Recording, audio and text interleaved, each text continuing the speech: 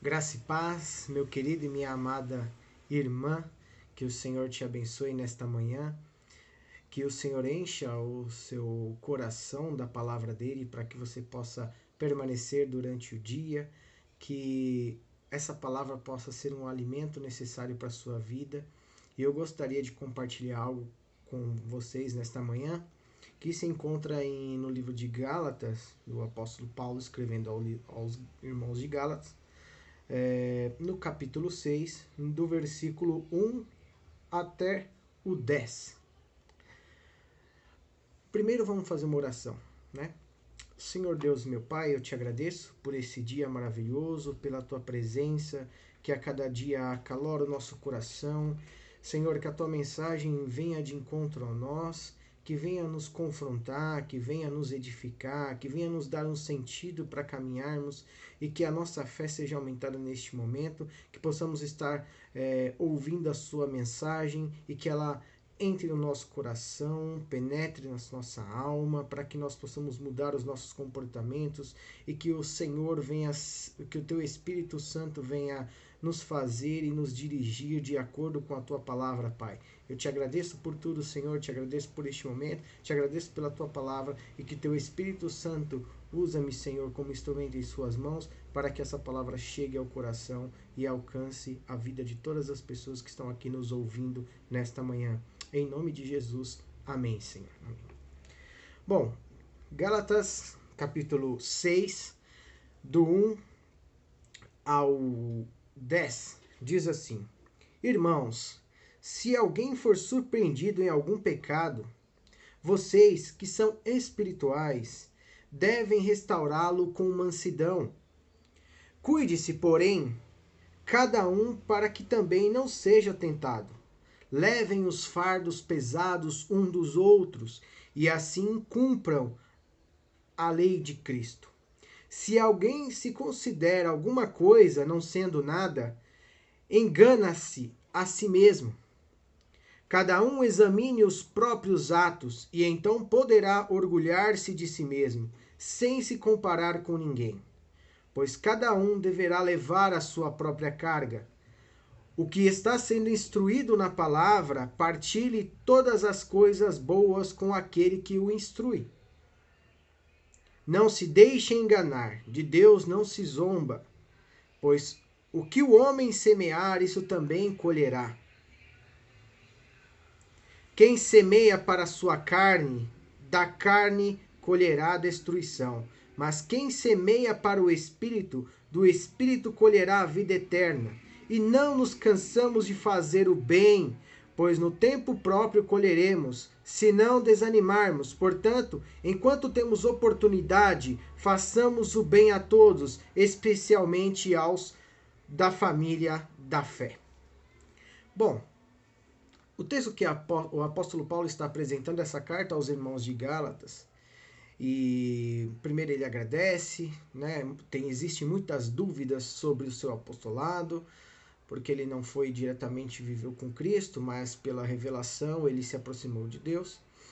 E muitas vezes ali, pelo fato de haver muitos irmãos ainda judaizantes, né, cristãos judaizantes, eles querem colocar a lei sobre as pessoas, sobre aquela nova comunidade de fé que ali também é cercada por gentios.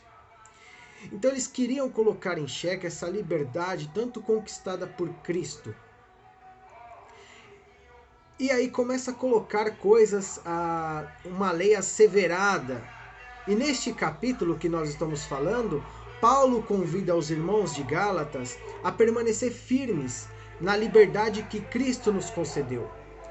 E também ele faz uma exortação a fazer um bom uso dessa liberdade, a qual a nossa vida deve ser pautada ou configurada numa norma cristã, conforme a norma do amor. Né? E nesse próprio capítulo, ele fala para nós sermos servos um dos outros, pelo amor, como diz o 1 Gálatas no capítulo 5, versículo 13. E levar a carga dos outros, conforme o capítulo 6, que nós acabamos de ler. E esse é o caminho pela qual o Espírito conduz a sua igreja.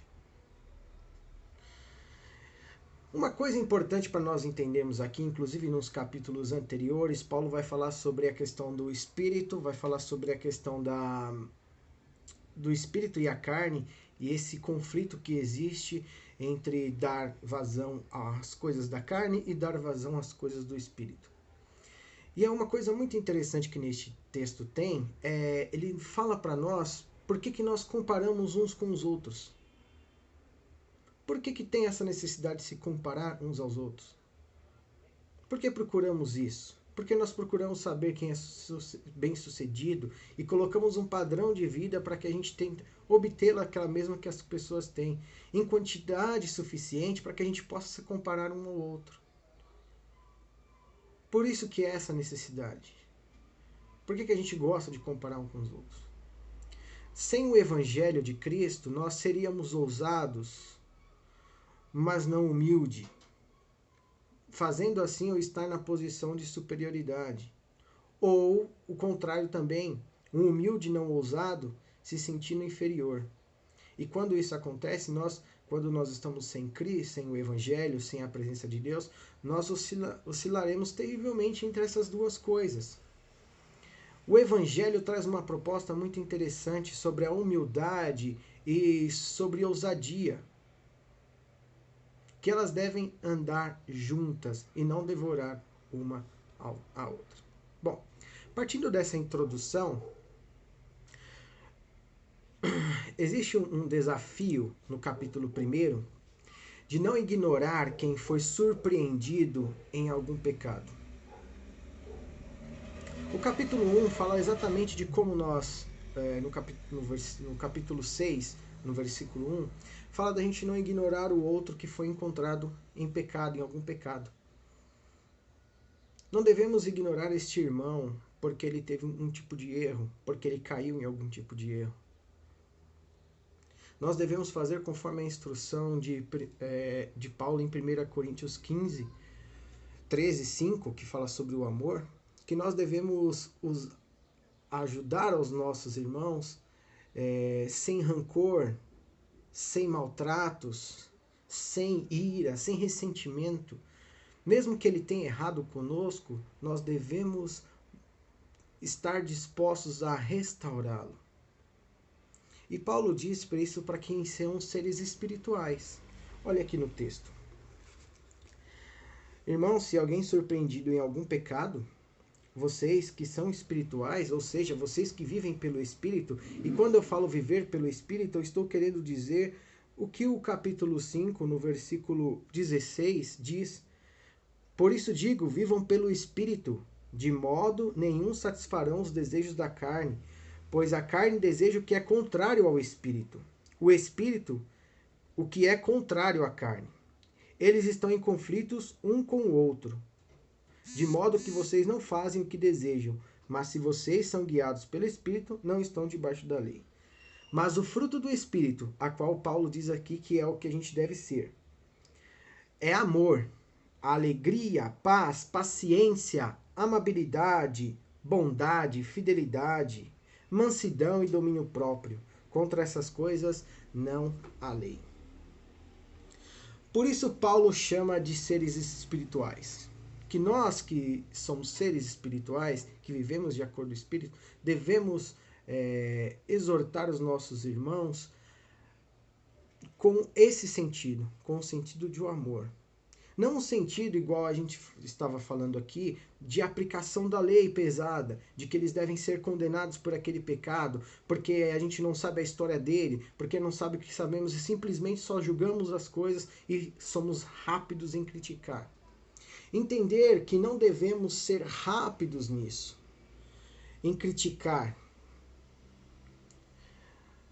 mas devemos buscar a orientação do Espírito, de nós crermos na palavra de Deus, de nós nos curvarmos diante dessa mensagem e trazer a revelação do Espírito para dentro da nossa vida. É isso que o apóstolo Paulo está querendo dizer para nós. Nós devemos ser rápidos em conceder o perdão e crer na obra do Espírito de Deus. Lembra-se da recomendação de Paulo. Quando você for exortar, seja sem rancor, sem maltratar as pessoas, sem ira, mas seja pelo fundamento do amor. E crer na obra do Espírito. E lembrar de uma passagem muito interessante em Lucas 6, do 41 ao 42, que ele fala de tirar o cisco dos nossos olhos. Primeiro, reconhecer quem nós somos, reconhecer a nossa limitação, para que assim a gente possa ganhar. Isso nos traz sensibilidade e nós podemos ajudar o outro melhor quando nós temos ciência daquilo que pode acontecer conosco. E é interessante que nesse texto, após ele falar que nós devemos, ele fala que a gente deve insistir na restauração. E no sentido da palavra grega, quer dizer que tem o sentido de colocar um osso deslocado outra vez no lugar. Apesar de muitas vezes hoje a gente não acreditar nessa mensagem, né? A gente não acreditar muitas vezes na mensagem de restauração, que às vezes nós estamos agindo, muitas vezes agimos igual os judaizantes, que estavam querendo colocar a lei ali. Então, às vezes até asseveramos demais a lei, porque achamos que as pessoas devem se pagar por aquilo. Claro que elas devem pagar, claro que os seus crimes ou os seus delitos, as pessoas devem pagar de alguma forma com isso. Mas a questão é de nós não acreditarmos na restauração do ser humano. Nós não acreditarmos num reinício, numa nova forma de vida. Nós cantamos, adoramos, falamos a Deus, queremos voltar, queremos nos arrepender, mas isso na prática da nossa vida a gente não vive. Então, se nós queremos viver de acordo com a vontade de Jesus Cristo, esse amor que é fundado, que a lei é fundada neste amor, nós devemos acreditar na restauração, seja ela qual for. Se nós não acreditamos nessa mensagem de restauração, de que uma pessoa que é impossível conviver, se tornar a conviver novamente com as pessoas, de ter uma restauração espiritual, de uma coisa que nós acharmos que não tem jeito, e nós acreditarmos que tem jeito, assim nós vivemos a lei do Evangelho, pois nós acreditamos no poder do Evangelho e no poder de Deus. Agir com espírito de humildade, tendo a consciência de quem nós somos. Nós não podemos achar que nós não estamos suscetíveis à tentação, que isso não pode acontecer conosco.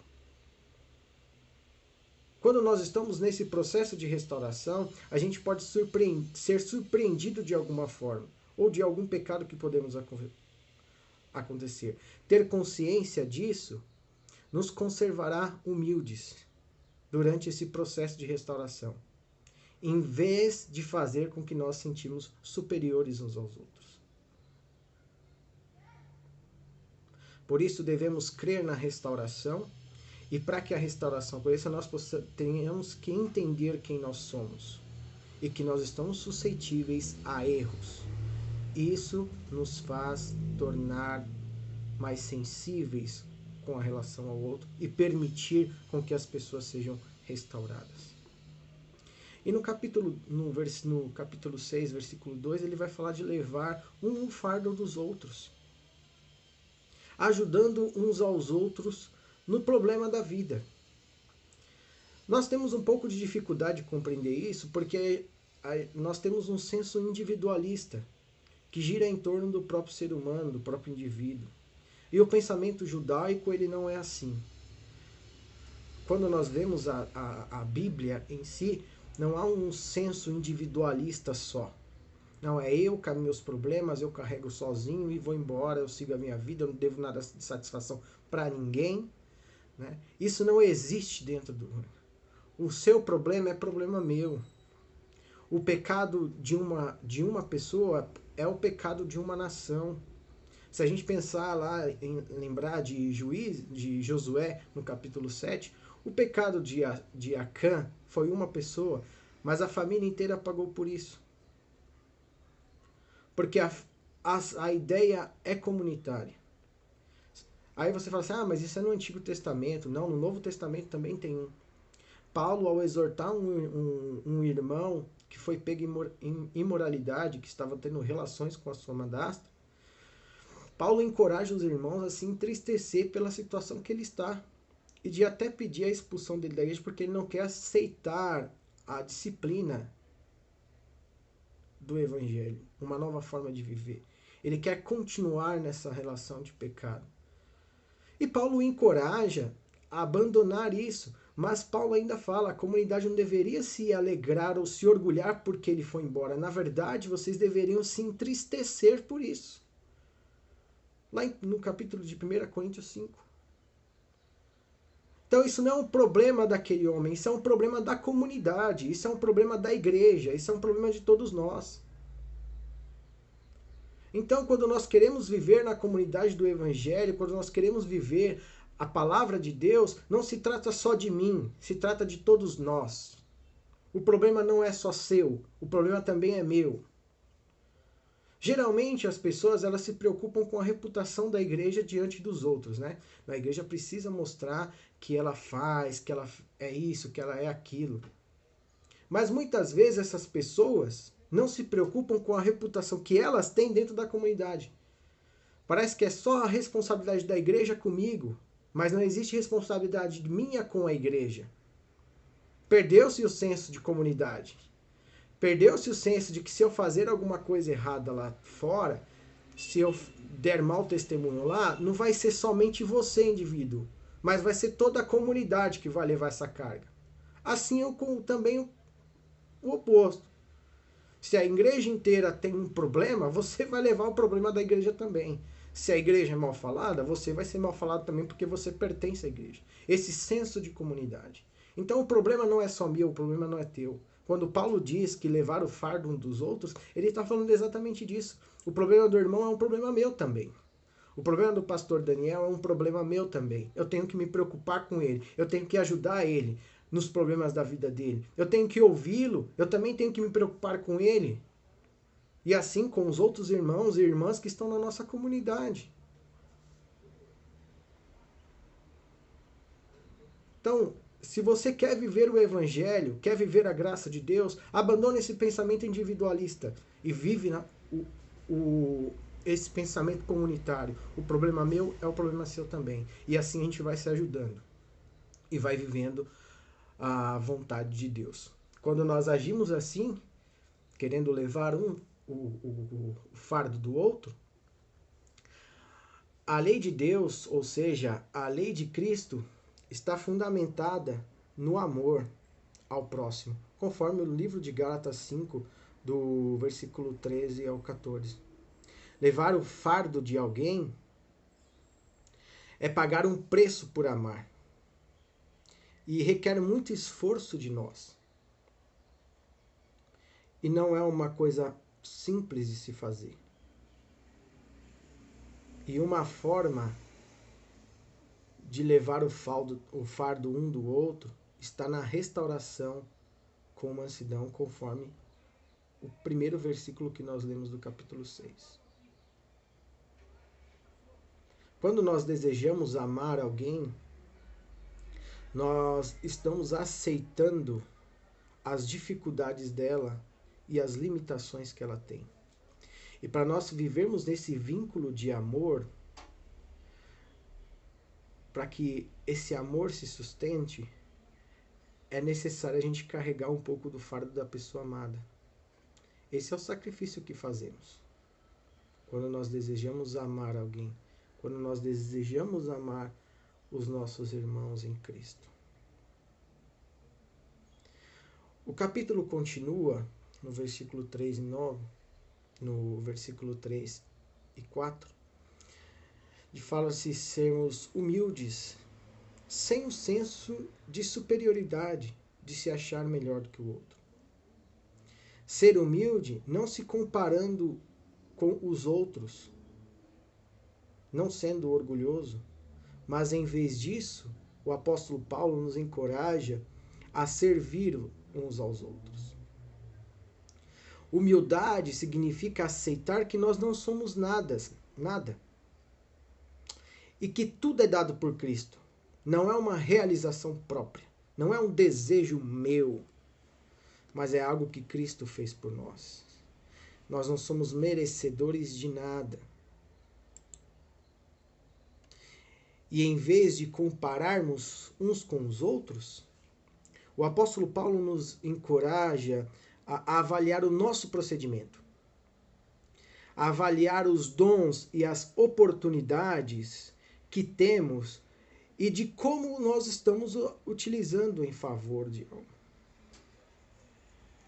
O sinal de quando nós estamos sendo humildes é quando nós estamos rodeados de pessoas menos talentosas e não nos sentimos superiores a elas. Ou o contrário, quando nós estamos rodeados de pessoas mais dotadas, pessoas que têm os dons mais expressivos, e nós não nos sentimos inúteis com isso.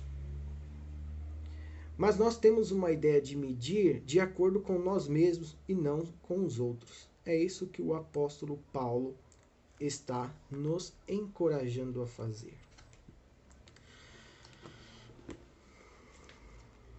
Meus irmãos e irmãs, quando nós queremos viver o Evangelho, nós estamos diante de desafios que nos fazem confrontar a nós mesmos, a nossa realidade e aquilo que nós vivenciamos. No capítulo 5 de Paulo, ele diz assim: pois cada um deverá levar a sua própria carga. Aí você pode pensar, poxa Paulo, você está sendo contraditório. No capítulo 2 você fala que a gente deve levar o fardo uns dos outros, e no capítulo 5 você fala que cada um deve levar sua própria carga? Como assim? E aí a gente tem que recorrer a uma coisa muito importante chamada gramática e também aos originais, né? E aí a gente consegue entender o termo que está se encaixado ali. O fardo no capítulo 2, ele não fala da mesma coisa do que o capítulo 5. O capítulo 2 nós podemos entender como um grande peso, ou seja, os problemas da vida. No versículo 5, é como se fosse uma mochila. E nessa mochila é o conjunto particular de todos nós, de deficiências e oportunidades, e fraquezas e talentos que a gente tem, que não compartilhamos e também não tem como nós darmos uns ao outro. Isso é algo muito nosso. Devemos olhar para esse nosso trabalho hoje e julgá-lo de acordo com o que Deus nos deu, com aquilo a qual nós estamos lutando contra e assim por diante. O que eu quero dizer? Os próprios fardos são a nossa luta entre o espírito e a carne, entre problemas que nós temos conosco mesmo, e que isso não temos como colocar diante do outro. O primeiro problema, a primeira carga é possível, porque nós podemos ajudar na dificuldade um do outro. Mas tem coisas que são nossas e nós temos que compará-las com aquilo que Deus nos deu. E ficar satisfeito com isso. E lutar contra as coisas que podem nos fazer desviar do propósito de Deus. De nos desviar de viver segundo o Espírito de Deus. De acordo com os frutos do Espírito que nós temos. E isso nos torna tardios em julgar. Como assim, Eric? Se alguém explodir conosco, né, se alguém ficar muito estressado, nós pensaremos, eu não sei que pressões essa pessoa tem enfrentado, eu não sei o problema que ela tem enfrentado na casa dela, não sei o quanto ela lutou para se controlar naquele momento, e na situação e com a personalidade que ela tem, talvez em minha mente eu tivesse dado um murro em vez de gritar. A forma com que a pessoa teve de expressar ali foi gritando. E talvez eu falasse, mas se fosse comigo, eu tinha dado uma porrada ou tinha feito alguma coisa para prejudicar mais a pessoa. Talvez a pessoa, na sua intenção de somente gritar, ela esteja mais obediente a Deus do que o meu pensamento hoje. Considerando tudo que ela tem que carregar. Então, antes de fazermos qualquer tipo de julgamento às pessoas, antes de falarmos de qualquer outra coisa e das expressões, tudo nós somos tardios em julgar porque às vezes nos colocamos em situações e pensamos pior do que alguém que não confessa a fé em Cristo, por exemplo. Lembra no começo que eu falei de que um dia a gente pode ser pegado de surpresa? Por exemplo, um momento desse poxa, o Eric como um cristão, como um pastor, teve tal atitude. Poxa, isso não é a atitude de um pastor, isso não é a atitude de um irmão. Aí eu fico lá falando mal dos outros, fico julgando o pensamento das pessoas, fico julgando o que elas fazem. E às vezes eu posso cair nisso e eu preciso de uma restauração. Tendo essa consciência de quem eu sou, das coisas que podem acontecer comigo, eu posso ter um dia mal, eu posso ter um problema, isso me torna tardio em julgar. Assim, antes de falar, eu vou pensar um pouco mais. Porque o pecado que o meu irmão está cometendo agora pode ser um pecado que eu cometerei no futuro, eu não sei. Eu não sei o que me aguarda. Então, esse senso de que você deve carregar a sua carga, nesse sentido de que nós devemos nos policiar com aquilo que nós falamos, com as nossas expressões, com aquilo que nós somos, e compreender um pouco mais o outro, faz parte de carregar também o cargo do outro e também de conhecer as nossas próprias dificuldades que nós temos. E isso faz parte de que a gente nos possibilita ter empatia um com o outro e também de fazer o bem ao outro e compreender as situações e ajudá-lo na restauração da vida, na restauração deste irmão com mansidão e com amor, que é o princípio da lei, que é o princípio de tudo que nós estamos discutindo. E depois Paulo vai falar assim, o que está sendo instruído na palavra, partilhe todas as coisas boas com aquele que instruiu. Mais uma vez o senso de comunidade. Compartilhando o que nós aprendemos, isso nos torna melhores para desenvolver aquilo que estamos pretendendo. Quando compartilhamos, quando ensinamos, quando buscamos ou compartilhamos algo, nós estamos fazendo com que o ensino que está sendo dado ele seja multiplicado.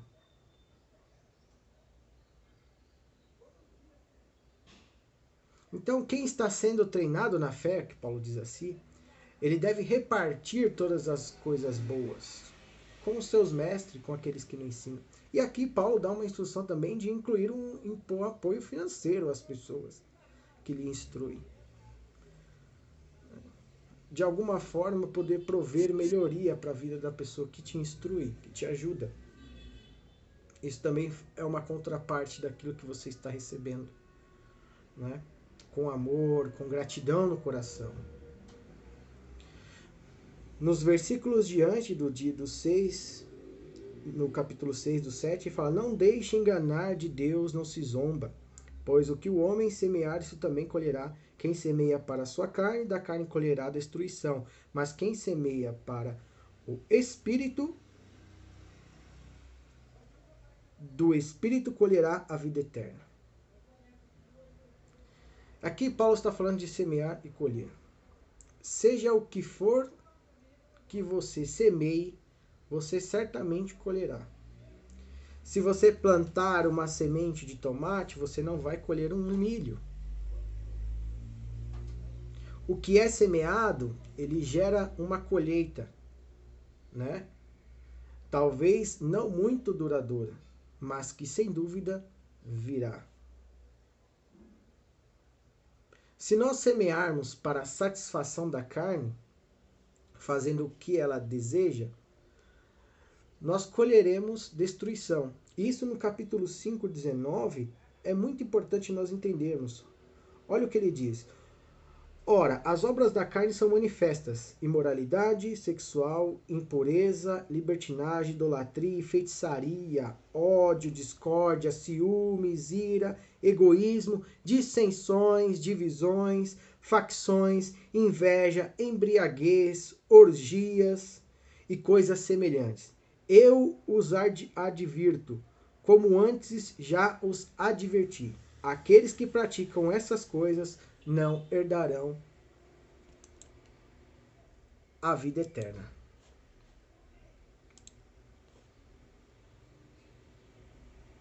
assim como na agricultura ela envolve um processo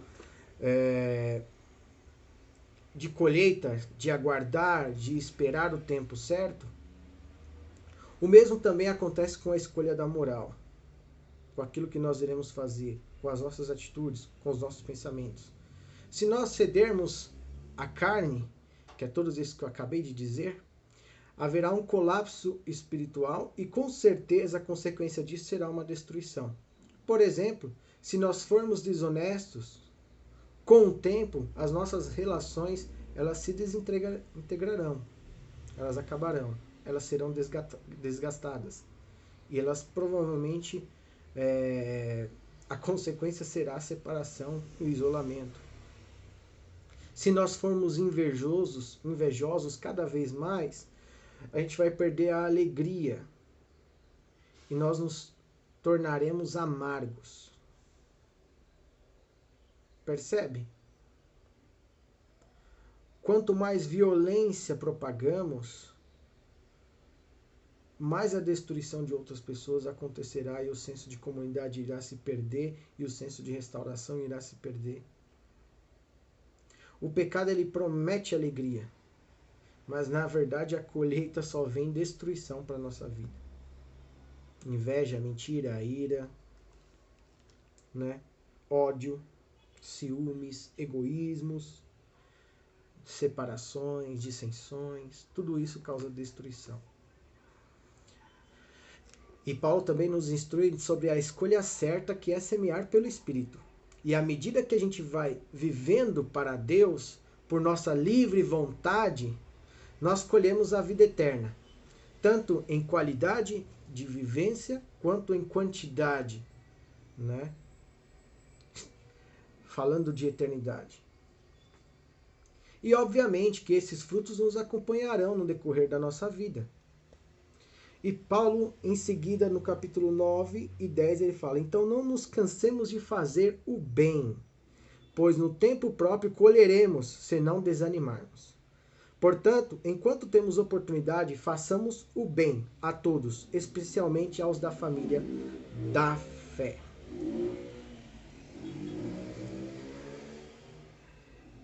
Mas é possível alguém se cansar de fazer o bem? Sim, é possível. Quando nós estamos motivados erroneamente. Quando os motivos estão errados. Por exemplo, quando a gente quer se sentir abençoado porque fizemos o bem. Para nós termos a sensação de ser abençoado. E nós sabemos que nem toda vez na nossa vida a gente vai ser abençoado. Se fizermos para ser reconhecido, nos cansaremos. Por quê? Porque nem todo mundo vai reconhecer o nosso esforço. Então, se você faz o bem nesse sentido de ser reconhecido, você vai se frustrar e você vai se cansar e você vai desistir de fazer o bem. Se tivermos que fazer porque somos cristãos, é um outro problema também e uma motivação errada. Porque eu faço somente para falar que eu sou cristão. Isso também está errado. Mas existe uma outra alternativa que é: se fizermos para agradar a Deus e ao próximo, então nós não nos cansaremos. Mesmo que a gente não possa ser reconhecido por isso, mesmo que nós não podemos, por mais difícil que isso e cansativo que seja, nós conseguimos carregar esse fardo porque nós não estamos procurando ser reconhecidos por isso. Porque, na verdade, nós amamos o próximo. Nós fazemos isso por amor. E o amor, segundo o Evangelho de Deus, não causa retribuição.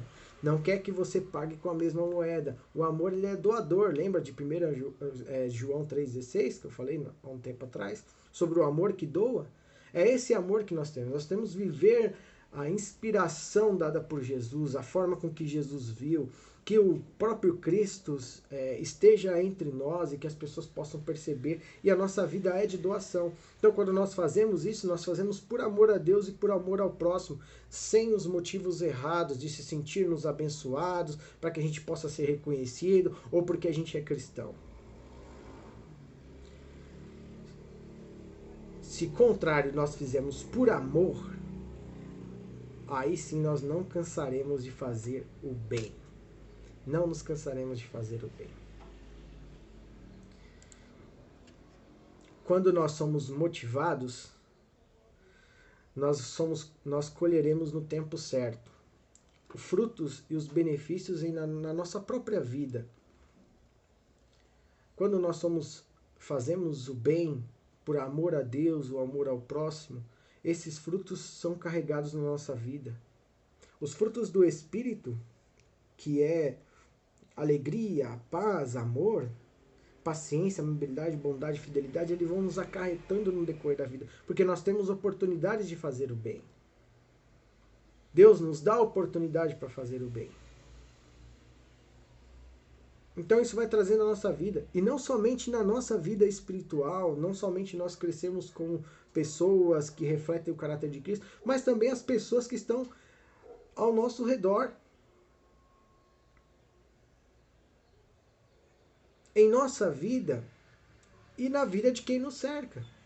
Como o agricultor espera a colheita, temos de esperar pela colheita prometida pelo Senhor. E aguardamos assim na esperança. Perceba quantas coisas e atitudes boas que Deus deu oportunidade, sem ninguém ver, de você se tornar uma pessoa melhor, de você se colocar no lugar do outro, de você ouvir mais, de você ter o espírito da amabilidade, de você agir com misericórdia, de você trabalhar na recuperação, de restauração, com mansidão, que é um fruto do Espírito. Em segundo ponto, nós temos uma motivação porque nós somos uma família. Nós somos filhos adotivos de Deus. Irmãos e irmãs entre nós. Quando fazemos o bem na comunidade da igreja, estamos agindo como uma família do Senhor. E nós devemos fazer o bem a todos, mas em especial a outros cristãos, aos irmãos da fé. A vida cristã não é primordialmente somente a gente se reunir num templo, fazer alguns tipos de programas e nem mesmo até as conversões, mas sim fazer o bem às pessoas que estão diante de nós, dando-lhes o melhor, o que pode ser até servir de restauração para elas. É tão interessante você falar assim, Eric, mas a gente deve olhar... Cara, às vezes as pessoas falam assim, o que eu vou servir à comunidade? Como que eu vou ver o reflexo de Deus na vida se as pessoas não se ajudam lá dentro? Se as pessoas não levam uns fardos das outras? Se elas não se envolvem e se promovem para ajudar as pessoas?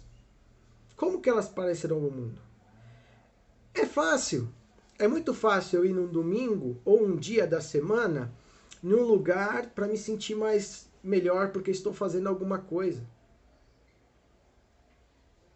Agora, vivenciar essa prática na minha vida diária, na minha comunidade de fé, é muito mais difícil porque isso é diário. É igual ao nosso relacionamento familiar.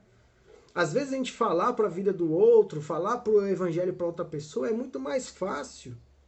Porque eu não vou ter contento, ela não vai estar na minha vida diária, não vai ver os meus defeitos, as minhas imperfeições, mas quem está dentro consegue perceber isso. Quem anda junto conhece a dificuldade um do outro.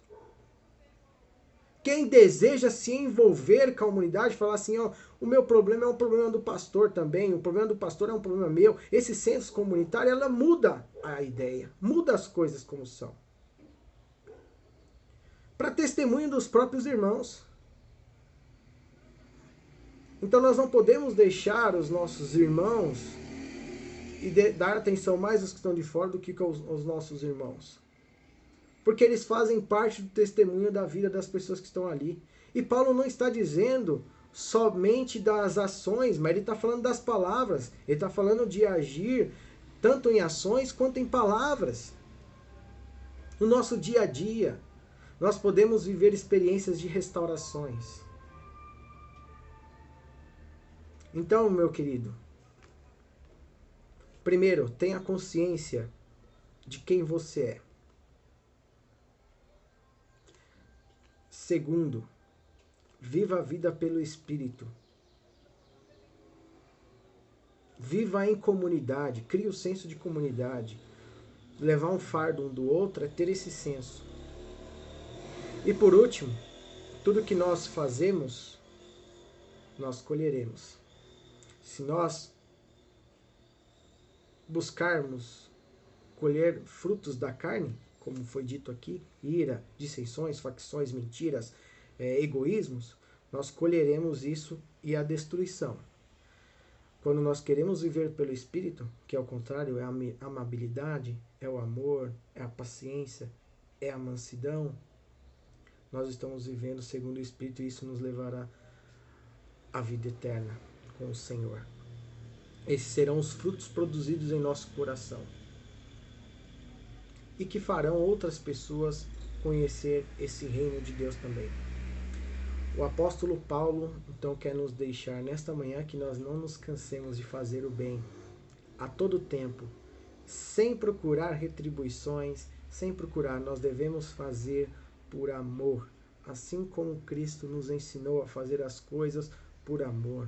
Assim como o apóstolo Paulo diz que Jesus falava que é melhor dar do que receber.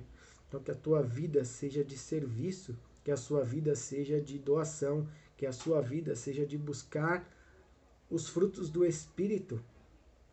Que o Senhor te abençoe e te dê graça cada dia mais e mais, para que você possa percorrer um caminho com o Senhor de vitória, de alegria, de colher os frutos na sua vida agora e também na vida eterna.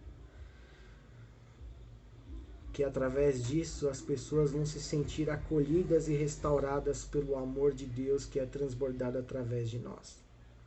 Que o Senhor abençoe grandemente a sua vida e a sua família, te dê uma ótima semana, que o Senhor a cada dia faça que você peça ao Senhor humildemente, não se sinta inferior um ao outro ou superior ao outro, porque isso não é da parte de Deus. Nós aqui estamos para avaliar nós mesmos e não nos compararmos uns com os outros. Nós devemos olhar para dentro de nós, a carga que está dentro de nós e fazer com que essas coisas não ultrapassem o limite daquilo que é viver a vontade de Deus. Que possamos ter consciência de quem somos e de quem Deus é. Termos a consciência dos nossos erros e não achar que não podemos cometer. E nós vivermos na mansidão, no amor e no fruto do Espírito. Que o Senhor te abençoe e te dê uma ótima semana.